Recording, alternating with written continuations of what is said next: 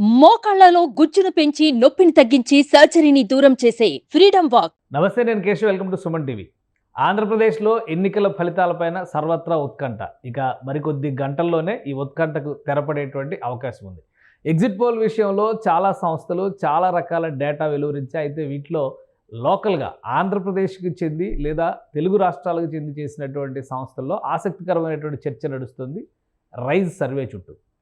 Pre పోల్కి exit పోల్కి rise survey ఎలాంటి తేడాలు చూపించింది, అలానే మిగతా సర్వేలతో పోల్చి చూసినప్పుడు, మిగతా ఎగ్జిట్ పోల్స్తో పోల్చి చూసినప్పుడు రైజ్ సర్వేకి ఉన్నటువంటి ప్రత్యేకతలు ఏంటి? ఈ అంశాలను విశ్లేషించేటువంటి ప్రయత్నం చేద్దాం. రైజ్ CEO ప్రవీణ్ మనతో ఉన్నారు. ప్రవీణ్ గారు నమస్కారం. నమస్తే అండి. ఎగ్జిట్ పోల్స్ రిలీజ్ చేశారు ఆల్రెడీ. ఇంకో కొన్ని గంటల్లోనే కౌంటింగ్ సెషన్ ప్రారంభం అవుతుంది. సో ఒక ఉత్కంఠకైతే అక్కడ తెరపడేటువంటి అవకాశం ఉంది. ఎగ్జిట్ పోల్స్ చుట్టూ ఒక అనలైజేషన్ జరుగుతుంది. ఎవరు యాక్యురేట్గా ఇచ్చారు, ఎవరిది కరెక్ట్ అవ్వచ్చు అనేటువంటి వాటిలో ఓ టాప్ 3 రేషియోలో చూస్తే కనుక మీ సర్వే కూడా కనిపిస్తుంది. సో ఏంటి మీ ఎజంప్షన్స్ ఏంటి? మిగతా వాటి అన్నీ కూడా బయటకు వచ్చినాయి కాబట్టి వాటి అన్నిటితో కంపేర్ చేసినప్పుడు మీ స్ట్రెంగ్త్ ఏంటి, మీ సర్వేలో కానీ మీ ఎగ్జిట్ పోల్లో కానీ?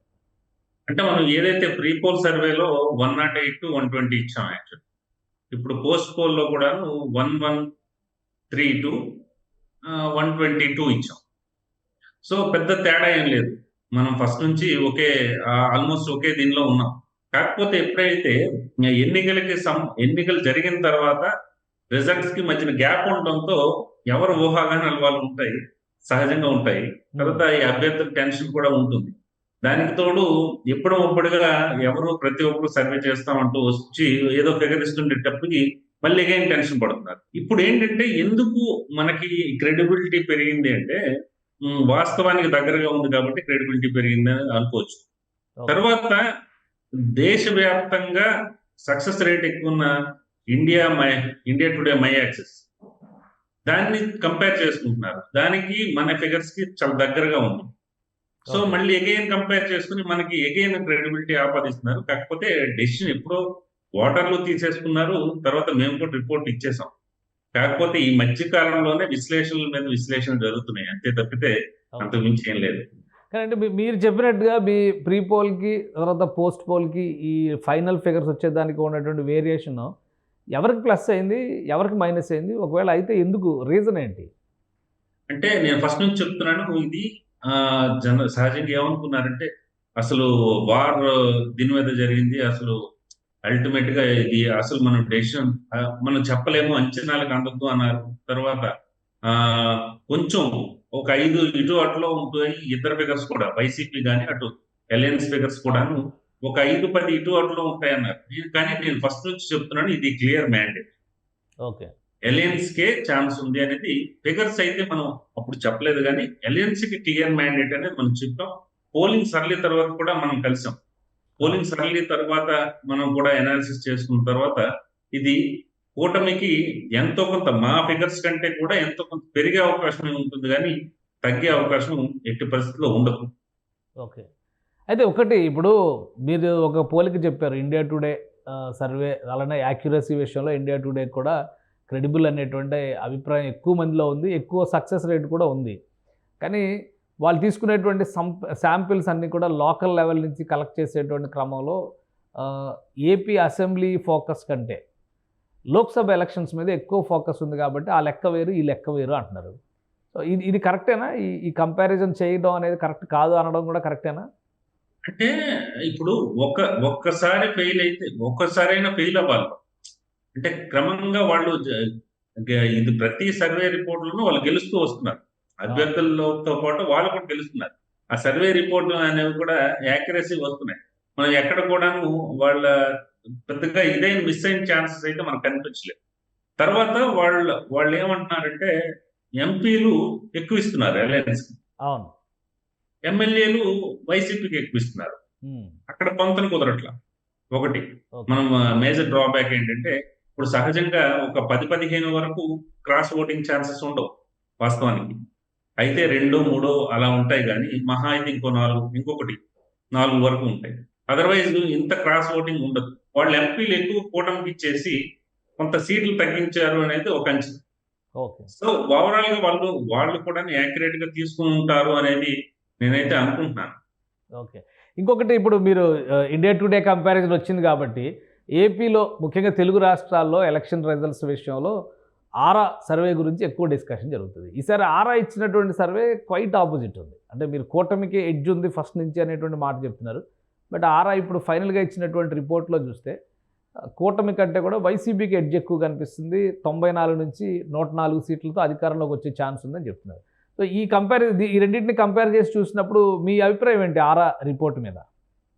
అంటే మన సొంత అభిప్రాయాలతో ఇక్కడ ఏమీ సంబంధం ఉండదండి. ఎందుకంటే ఒక సంస్థ గురించో ఏదో ఒక సంస్థ గురించి వాళ్ళకు కూడా ఎఫర్ట్స్ పెట్టే ఉంటారు. ఎందుకంటే ఆ ఎఫర్ట్స్ లో ఉన్న అది ప్రాబ్లమ్స్ ఏంటి, ఆ ఫైనాన్స్ ఏంటి, ఇదంతా నాకు క్లారిటీ ఉంది. As an experienced psephologist.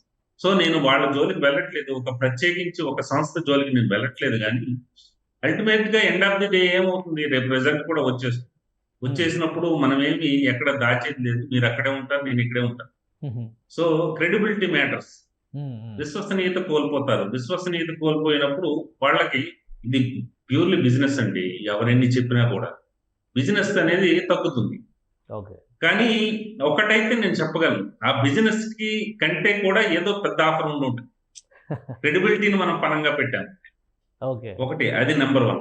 Number 2 ఏంటంటే కొన్నిసార్లు మనం ఏం దైవాంశ సంబూతులం ఏం కాదు, సైంటిఫిక్ రీసెర్చ్ ఉంటుంది. సైంటిఫిక్ రీసెర్చ్ అయినప్పుడు ఖచ్చితంగా నాదే కరెక్ట్ అవ్వాలి అని నేను అనుకుంటాను. బట్ కొన్నిసార్లు అంచనాలు కూడా తప్పే సందర్భాలు కూడా ఉంటాయి. నాకు మిత్రులు ఎవరో చెప్పారు, ఆయన 2014లో కూడా యాక్యురేట్ ఇవ్వలేదు, ఇంకా చాలా ఫెయిల్యూర్స్ ఉన్నాయి, అయినప్పటికీ ఎందుకు వీళ్ళకి టెన్షన్ పడుతున్నారో నాకైతే అర్థం కావట్లేదు. అంటే అది మా మ్యాటర్ కాదు. That's not my cup of tea actual. ఇంకొకటి మీరు ఒకటి ఆయన చెప్పినటువంటి డీటెయిల్స్లో ఎక్కువ ఇంట్రెస్టింగ్ డిస్కషన్ జరుగుతున్నటువంటి పాయింట్ ఏంటంటే women voting almost 14% edge YSRCP తీసుకున్నటువంటి పరిస్థితి ఉంది అన్నది. నిజంగానే వాస్తవానికి అయితే ఉమెన్ ఓటు వేశారు. రాత్రి 11 గంటలు 12 గంటలు కూడా కొన్ని చోట్ల ఓటింగ్ కంప్లీట్ అయ్యే వరకు ఉండి ఓటు వేసినటువంటి పరిస్థితి ఉంది. ఈ ఓట్ ట్రాన్స్ఫర్ అనేది పక్కాగా కూటమికి వ్యతిరేకంగా జరిగింది, వైసీపీకి అనుకూలంగా జరిగింది అని చెప్పడానికి ఏమైనా రీజన్స్ ఉన్నాయా? ఉండవు, సహజంగా ఉండవు. కాకపోతే ఏమవుతుందంటే ఓవరాల్ గా ప్రతి కాన్స్టిట్యున్సీ తీసుకునేటప్పుడు 175 యావరేజ్ గా తీసుకుంటే, ఓవరాల్ గా తీసుకునేటప్పుడు ఎంతో కొంత 2% వీళ్ళకో 2% వాళ్ళకో ఎవరికో ఒకరికి ఎక్కువ పడి ఉంటుంది. కానీ మహిళా ఓటింగ్ శాతమే ప్రభావితం చేసేసి మొత్తం ఎంటైర్ ఎలక్షన్స్ ని మార్చేసింది అనేది ఆయన ఏ ప్రాతిపదికన చెప్తారు అనేది మనం చెప్పలేము. అంత హ్యూజ్ మార్జిన్ ఉండదు. ఎందుకు ఉండదంటే urban women Telugu Desam party, Janasena, BJP వైపు ఉన్నారు. అగైన్ రూరల్ లో అసంతృప్తి ఎక్కువ ఉంది. ఆ రూరల్ ఓటింగే మాకు ఎక్కువ, దట్టు ఆ రూరల్ ఓటింగ్ విమెన్ ఓటింగే మాకు పడుతుంది అంటున్నారు. కానీ రూరల్ లోనే ఎక్కువ అసంతృప్తి ఉంది విమెన్ లో. ముఖ్యంగా వాళ్ళు ఏంటంటే వాళ్ళ ఇంట్లో ఎవరో ఒక అబ్బాయి చదువుకొని అలా ఉండిపోయాడనో, లేకపోతే ఏం కొనేటట్టు తినేటట్టు లేదనో, లేకపోతే తన భర్త బయటికి వెళ్ళి తీసుకొచ్చింది ఏది ఇంటికి రావట్లేదనో, వేరియస్ రీజన్స్. విమెన్ అక్కడ కూడా అసంతృప్తితో ఉన్నారు. మీకు అది విక్టరీలో స్పష్టంగా కనిపిస్తుంది. రైట్. పర్సంటేజెస్ విషయంలో కానీ క్రాస్ ఓటింగ్ విషయంలో కానీ అసలు పారామీటర్స్ ఏంటి? ఎందుకంటే ఇప్పుడు ఇండియా టుడేని కంపేర్ చేసినప్పుడు మీరు కూడా అన్నారు లోక్సభ సీట్స్ ఎక్కువ ఇచ్చారు, అసెంబ్లీ సీట్స్కి వచ్చేసరికి మార్జిన్లు పెంచారు అనేటువంటి మాట. క్రాస్ ఓటింగ్ అనేది ఆంధ్రప్రదేశ్లో జరగడానికి అవకాశం ఉందా? ఎందుకంటే ఆర్ఆర్ రిపోర్ట్లో కూడా వాళ్ళు చెప్తుంది ఏంటంటే లోక్సభ సీట్ల విషయంలోనేమో అక్కడ ఎడ్జి వచ్చింది, అంటే బీజేపీ జాయిన్ కావడం వలన క్రాస్ ఓటింగ్ ఎక్కువ ఛాన్సెస్ ఉన్నాయి అనేటువంటి మాట వాళ్ళు విశ్లేషిస్తున్నారు. ఇప్పుడు ఆ పాసిబిలిటీస్ కానీ ఆ లెక్కలు కానీ ఏపీలో వర్కౌట్ అవుతాయా? అంటే క్రాస్ ఓటింగ్ దేశంలో ఎక్కడ, నాట్ ఓన్లీ ఏపీ, ఎక్కడైనా వర్కౌట్ అవుతాయి. కాకపోతే ఇంత హ్యూజ్ మార్జిన్ ఉండదు. ఒక 10-12 సీట్లలో, అంటే ఉన్నవే 25 సీట్లలో 10-12 సీట్లలో క్రాస్ ఓటింగ్ అలా ఉండదు. ఎక్కడైనా కూటమి ఉండేటప్పుడు ఖచ్చితంగా ఉంటుంది, అవకాశం ఉంటుంది. ఎందుకంటే మీరు for suppose Kakinada, Machilipatnam parliament తీసుకోండి, అక్కడ Janasena MP candidate, again TDP candidates, MLA candidates. అలాగే మీరు ఇది బీజేపీ తీసుకోండి, అనకాపల్లి కానీ రాజమండ్రి కానీ టీడీపీ ఎమ్మెల్యే క్యాండిడేట్స్ ఉన్నారు, అగైన్ బీజేపీ ఎంపీ క్యాండిడేట్స్ ఉన్నారు. అక్కడ కొంతవరకు ఛాన్స్ ఉంటుంది. కొన్ని చోట్ల ఏం చేస్తారంటే ఎమ్మెల్యేలే సహజంగా ఏం చెప్తారంటే నాకు ఇది వేయండి, అది మాత్రం ఇంకెవరికైనా వేసుకోండి ఉంటాయి, అవి సహజంగా చెప్తుంటారు. కానీ అంత డ్రాస్టిక్ చేంజ్ అనేది ఉండదు. అన్ని ఎంపీ సీట్ల మీద ఆ ప్రభావం ఉండదు. మనం గమనించింది ఏంటంటే ఒకటి విజయనగరంలో ఒకటి విజయనగరంలో ఎక్కువ సీట్లు వైఎస్ఆర్సీపీకి వచ్చే అవకాశం ఉంటుంది. ఒక 4 వరకు వచ్చే అవకాశం ఉంటుంది. అక్కడ టీడీపీకి ఎంపీకి వేయాలని ఏమైనా క్రాస్ ఓటింగ్ జరిగిందా అనేది ఒకటి. తర్వాత రాజమండ్రి ఎంపీ సెగ్మెంట్ లో ఒకటి జరిగింది. అగైన్ తిరుపతిలో కూడా క్లియర్ వైఎస్ఆర్సీపీ క్లియర్ గా ఉంది.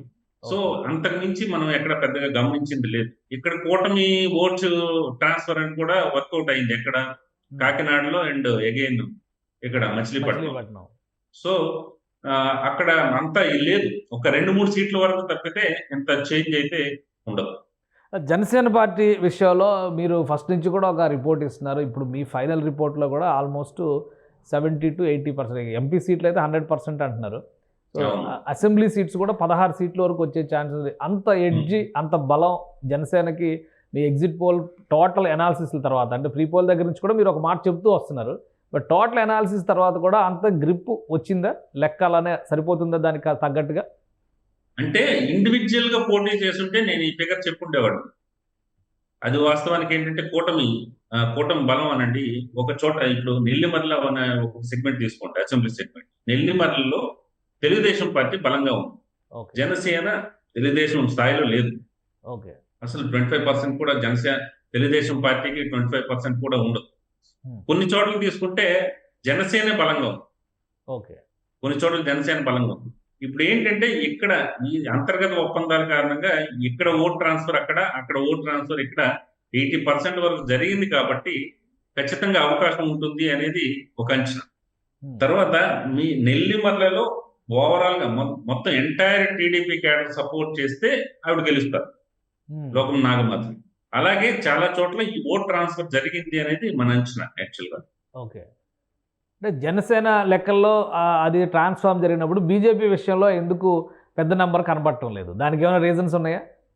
ఉన్నాయి. ఎందుకంటే బీజేపీకి ఏంటంటే బీజేపీ లేట్గా వచ్చింది ఒకటి, candidate selection procedure late. Suppose Anaparthi తీసుకోండి. అనపర్తి తెలుగుదేశం పార్టీ నల్లమిల్లి రామకృష్ణారెడ్డి సీట్ అది యాక్చువల్గా. చివరి నిమిషంలో ఇటు అటు చేసి చివరి నిమిషంలో ప్రకటించారు. దానికి తోడు ఇంకో విషయం ఏంటంటే మీకు గ్రామీణ ప్రాంతాల్లో బీజేపీ సింబల్ వెళ్ళడానికి టైం పడుతుంది. వీళ్ళు చెప్పాలి, ఈ 3 పార్టీలు కలిసి అమ్మ ఈసారి ఈ పార్టీకి వెయ్యాలని చెప్పాలి. ఆ టైం ఉందా అనేది చూసుకోవాలి. మనకి ఎంటైర్ ఏంటంటే గ్రామీణ ప్రాంతమే కదా. సో ఎక్కువగా సింబల్ కూడా ఎఫెక్ట్ చూపిస్తుంది. మీకు అర్బన్ లో అయితే మాత్రం బీజేపీ వరకు ఓకే. సపోజ్ విశాఖపట్నం సరౌండింగ్స్ అట్లా ఓకే. మళ్ళీ అగైన్ రాజమండ్రి కానీ నర్సాపురం కానీ ఓకే, ఎందుకంటే గతంలో గెలిచిన సందర్భాలు ఉన్నాయి కాబట్టి. సో అది ఓకే, కానీ అదర్వైజ్ పెనట్రేట్ అవ్వడానికి తక్కువ టైం. ఇక కౌంటింగ్ విషయంలో 2 పార్టీల్లోనూ ఒక ఉత్కంఠభరిత వాతావరణం ఉంది. పోస్టల్ బ్యాలెట్ల విషయంలో ఏకంగా హైకోర్టులోనే డిస్కషన్ జరిగి ఇటువంటి మ్యాటర్స్ ఇవేమన్నా కౌంటింగ్ సమయంలో కానీ రిజల్ట్ పైన కానీ ప్రభావం చూపించేటువంటి అవకాశం ఉంటుందా? అంటే వాళ్ళ శ్రేణులకి ఆత్మస్థైర్యం నింపడానికి తప్పితే అసలు ఇది మ్యాండేట్ అనేది ఆల్రెడీ ఫిక్స్డ్. అది ఏమీ జరగదు. ఇప్పుడు ఎలక్షన్ కమిషన్ ఏదో ఏమార్చి చేయడానికి ఏమి ఉండదు ఇక్కడ. కాకపోతే మనం స్వయం తృప్తి అనేది అక్కడ ఉంటుంది. తర్వాత మన ఎవరైతే క్యాండిడేట్స్ ఉన్నారో వాళ్ళ శ్రేణులకి చెప్పుకోవడానికి ఉంటుంది తప్పితే already postal ballot Telugu Desam party, Janasena, బీజేపీకి 80 వరకు 75 to 80% వాళ్ళకి ఓట్లు పడ్డాయనేది ఒక అంచనా. ఎందుకంటే మనం చాలా మంది కనుక్కునేటప్పుడు డేటా తెప్పించుకునేటప్పుడు పడ్డాయనేది ఒక అంచనా. అందుకనే అభ్యంతరాలు లేవనెత్తుందా వైఎస్ఆర్సీపీ అనేది ఇక్కడ ప్రధాన ప్రశ్న. ఏదేమైనప్పటికీ క్లియర్ గా సుప్రీంకోర్టు కానీ హైకోర్టు కానీ అటు ఈసీ కానీ తేల్చేసింది కాబట్టి ఇక్కడ మరి పెద్దగా రక్స్ ఏమి ఉండదు, పెద్దగా చర్చించుకోవడానికి కూడా ఏమి ఉండకపోవచ్చు. సో మీ అంచనా ప్రకారం కౌంటింగ్ స్టార్ట్ అయినాక క్లారిటీ ఎప్పటివరకు, అంటే ట్రెండ్స్ కావచ్చు లేదా ఒక క్లియర్ పిక్చర్ కావచ్చు, ఎంత సమయంలో రావచ్చు? మార్నింగ్ 7:30 నుంచి ఏదో పోస్టల్ బ్యాలెట్ కౌంటింగ్ అంటున్నారు, 8 గంటలకి రెగ్యులర్ ఈవీఎంస్ కౌంటింగ్ అంటున్నారు. ఎంత సమయం పట్టొచ్చు? 12 to 1 లో మొత్తం క్లియర్ పిక్చర్ వచ్చేస్తుంది, టోటల్ రిజల్ట్ వచ్చేసేయడానికి అవకాశం ఉండదు. రైట్, అంటే మీ ఫిగర్స్ రిఫ్లెక్ట్ అవుతాయని అనుకుంటున్నారు ఫైనల్ గా? I'm confident. అదర్వైజ్ నా డేటా, నా కాన్ఫిడెన్స్. అదర్వైజ్ ఈ ఎమోషన్స్ ఇవేవి మాకు ఉండకూడదు కూడా. ఎందుకంటే పలానా కేశవ్ గారు చెప్పారు కాబట్టి ఇది మనం ఇటేద్దాము లేకపోతే ఇది ఇటేద్దాము అనేది అలాంటిది ఏమి ఉండదు. ఎమోషన్స్ ఏమి ఉండవు, కట్ త్రోట్ గానే ఉన్నాం. Data speaks and success speaks. Right. Thank you Praveen గారు, మీ అభిప్రాయం తెలియజేయండి. And all the best. Me figures మీకు సంతోషాన్ని ఇవ్వాలని చెప్పని ఆశిద్దాం. ఇది ప్రవీణ్ గారు చెప్తున్నటువంటి మాట. ఒకవైపు నుంచి మ్యాండేట్ క్లియర్గా ప్రజలు చెప్పేశారు, అయితే రాజకీయ పార్టీలు మాత్రం ఒకరి మీద ఒకరు ఒత్తిడి సృష్టించేటువంటి ప్రయత్నం చేస్తున్నారు. చివరి వరకు కూడా సస్పెన్స్ వాతావరణాన్ని నెట్టుకొచ్చేటువంటి ఎత్తుగడ మాత్రమే ఇది. ఫైనల్గా రిజల్ట్ 2-3 గంటలు అంటే కౌంటింగ్ స్టార్ట్ అయిన తర్వాత మధ్యాహ్నం 12 గంటలకల్లా ఒక క్లియర్ పిక్చర్ ఇచ్చేసేటువంటి అవకాశం స్పష్టంగా ఉందన్నారు. ఇక జాతీయ సర్వేలు, స్థానిక సర్వేలు అనేటువంటి అంశం కంటే కూడా డేటా స్పీక్స్ అనేటువంటి మాట చెప్తున్నారు. తాము సేకరించినటువంటి డేటా ఆధారంగా చూస్తే ఖచ్చితంగా తమ ప్రీ పోల్ కానీ పోస్ట్ పోల్ కానీ సక్సెస్ అవ్వడానికి అవకాశాలు ఎక్కువ శాతం ఉన్నాయి. రెండింటి మధ్య తేడా కూడా పెద్ద ఎక్కువగా లేదనేటువంటి విశ్లేషణ ఆయన చేస్తున్నారు. ఇక జూన్ 4వ తేదీన కంప్లీట్ రిజల్ట్స్ చూసేటప్పుడు ఎవరి అంచనాలు ఎంతవరకు సక్సెస్ అవుతాయో అప్పుడు అంచనా వేద్దాం. ఇది special discussion. Keep watching. Suman టీవీలో మీ పర్సనల్ అండ్ బిజినెస్ ప్రమోషన్స్ కోసం కింది నెంబర్కి కాంటాక్ట్ చేయండి.